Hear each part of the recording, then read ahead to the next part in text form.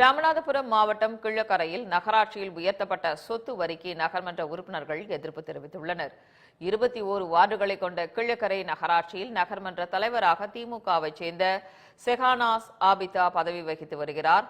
ஆணையாளராக ரெங்கநாயகி என்பவர் பொறுப்பு வகித்து வருகிறார். இந்நிலையில் நகராட்சியில் சொத்து வரி பல மடங்கு உயர்ந்துள்ளதாக நகர்மன்ற உறுப்பினர் ஷேக் ஹுசைன் குற்றம் சாட்டியுள்ளார். மேலும் வரியை குறைக்கவில்லை எனில் போராட்டம் நடத்தப்படும் எனவும் எச்சரிக்கை விடுத்துள்ளார்.